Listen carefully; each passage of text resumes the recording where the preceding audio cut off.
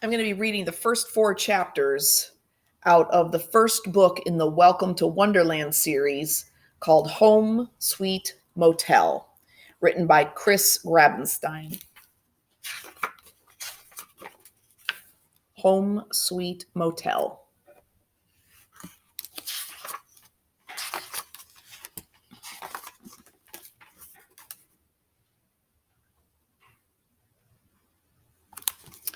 Chapter 1, Gator Tales. Like I told my friends at school, living in a motel is always exciting, especially during an alligator attack. To this day, nobody knows how that giant alligator made it up to the second floor balcony of my family's motel on St. Pete Beach, I told my audience. The cafeteria was so quiet, you could have heard a taco shell snap. Maybe it took the steps. Maybe it just stood up, locked its teeth on a porch railing, and flipped itself up and over in a mighty somersault swoop. The thing was strong, people. Very, very strong. I heard Clara, my favorite housekeeper, scream, "Monstro, Senor Wilkie, monstro!" "Run," I shouted, because Clara's always been like a second mom to me, and I wanted her to be alive enough to see her daughter graduate from med school. Well, she didn't need me to shout it twice. Clara abandoned her laundry cart while that alligator raced toward the room at the far end of the balcony, and I knew why. The chicken. See, the family in room 233, a mom, a dad, 2 kids, and a baby, had just gone upstairs with a whole bucket of the stuff. Heck, I could smell it 20 doors down. The giant alligator, he smelled that secret blend of 11 herbs and spices all the way back at his little lake on the Bayside golf course, where, legend has it, he's chopped off a few ball divers' arms. Thinking fast and running faster, I made it to Clara's deserted laundry cart. I grabbed a few rolls of toilet paper and lobbed them like hand grenades. The TP conked the gator on his head just as he was about to chomp through the terrified family's door. That's when the giant lizard whipped around. He looked at me with those big bowling ball eyes. Forget the chicken, he wanted me. He roared like smelly thunder and sprinted down the balcony.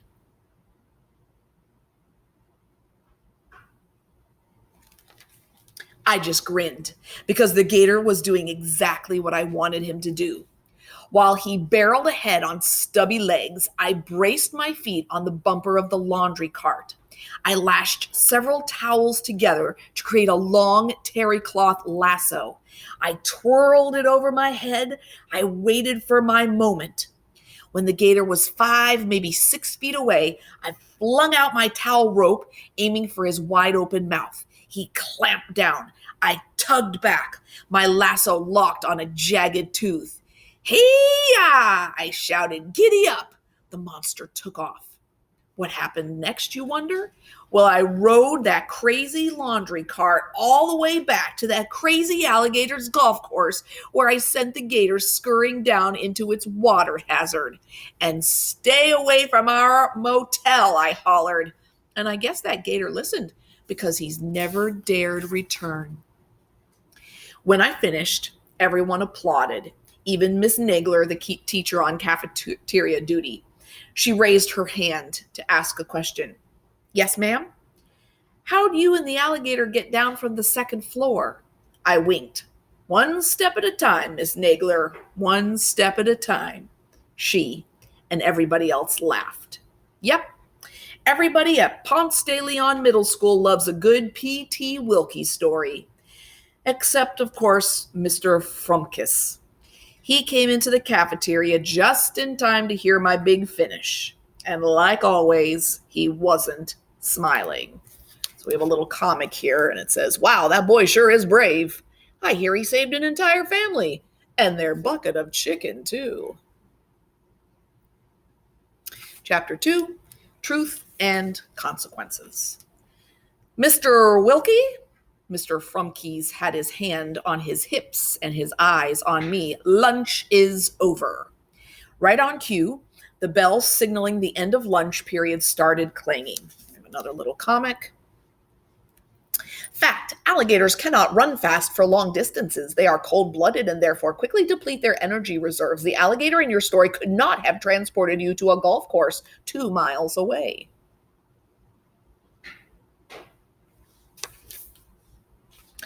Between you and me, I sometimes think Mr. Frumkes has telepathic powers. He can make the class change bell ring just by thinking about it. Ah, he said, clearly enjoying the ear-splitting rattle and clanks. Now we don't have to listen to any more of Mr. Wilkie's outrageously ridiculous tales. My first class right after lunch? History, with Mr. Frumkes, of course.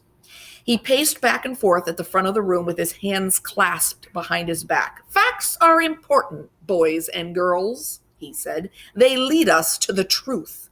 Here at the Ponce de Leon Middle School, we have a motto, Vincit omnia veritas. I couldn't resist making a wisecrack. I thought our school motto was Go Conquistadors. Mr. Frumkes stopped pacing so he could glare at me some more. Vincit omnia veritas is Latin, Mr. Wilkie. It means the truth conquers all. So it is like Go Conquistadors, because conquistadors conquered stuff, and I'm beginning to understand why your father never shows up at parent-teacher conferences, Mr. Wilkie. Okay, that hurt. My ears were burning. But since Mr. Wilkie seems fixated on conquistadors, said Mr. Frumkes, here is everybody's brand new homework assignment. Groaned the whole classroom. Don't groan at me. Groan at your immature classmate. Thanks to Mr. Wilkie, you are all required to write a 1,000-word essay filled with cold, hard facts about the man whom this middle school is named after, the famous Spanish conquistador Ponce de Leon. Your papers are due on Monday. Whoa, said my friend Pinky Nelligan. Monday is the start of spring break. Fine, said Mr. Frumkes. Your papers are due tomorrow, Friday. More groans. Let this be a lesson to you all. Facts are more important than fiction. I was about to disagree and tell Mr. Frumkes that I think some stories have more power than all the facts you can find on Google, but I didn't, because everybody in the class was making stink faces at me. Chapter 3, I Scream, You Scream. I refused to let Mr. Frumkes win. Oh, before I forget, quick announcement. You guys are all invited to the Wonderland Motel after school today. My grandpa wants to try out his new outdoor ice cream dispenser. The ice cream is free, limit 1 per guest. The groans and moans of my classmates turned into whoops of joy. Mr. Frumkes tried to restore order by banging on his desk with a tape dispenser.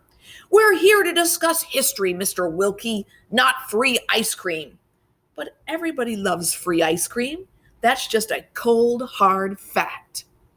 Unless it's soft serve. Then it's kind of custardy.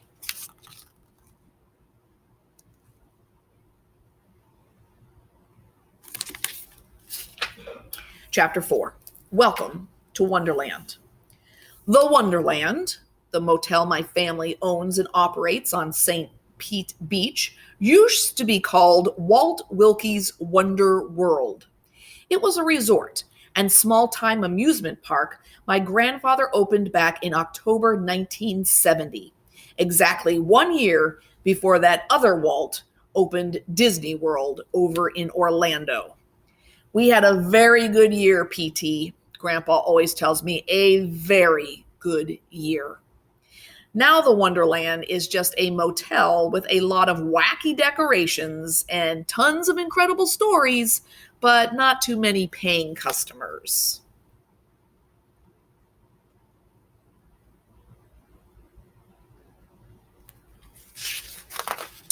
There's even a sausage and cheese-loving mouse out back named Morty D. Mouse. Grandpa was going to call him Mikey Mouse, but, well, like I said, Disney World opened. My mom is the motel manager. I think that's why she frowns a lot and nibbles so many pencils. The Wonderland can barely make ends meet, she tells me, constantly. That means we'll never be rich hotel tycoons like the Hiltons, I guess. Mom and I live in room 101, 102, right behind the front desk. The lobby is our living room, complete with 2 soda machines, a snack pantry, and tons of brochures. Grandpa lives in a 1-bedroom apartment over the maintenance shed near the swimming pool. He likes to tinker with his attractions back there. Right now, he is trying to fix up a smiling goober he bought from a hot boiled peanut stand in Georgia. He thinks with enough green, orange, and yellow paint, he can turn Mr. Peanut into some sort of smiling tropical fruit. Like that's all the Wonderland needs to make it Florida Fun in the Florida Fun in the Sun magazine's hottest family attraction in the Sunshine State, a title Grandpa really wants to snatch away from Disney World someday. One thing's for sure, the Wonderland Motel is the best place a kid could ever live. So we have another comic. And Grandpa's saying, when I'm done, we'll tell everybody it's an exotic Hawaiian happy stinky fruit.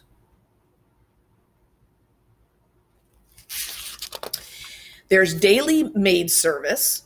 My toilet is sanitized for my protection. Here's another comic, and he's thinking, I feel so much safer. Now it can't bite me in the butt.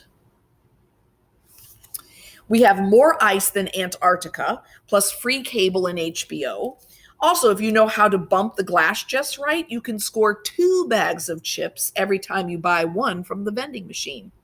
And now Grandpa set up a soft serve ice cream dispenser poolside?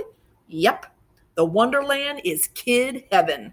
There's always something wild and wacky going on, which is just the way I like it. So that was the beginning of Home Sweet Motel, the first book in the Welcome to Wonderland series by Chris Grabenstein.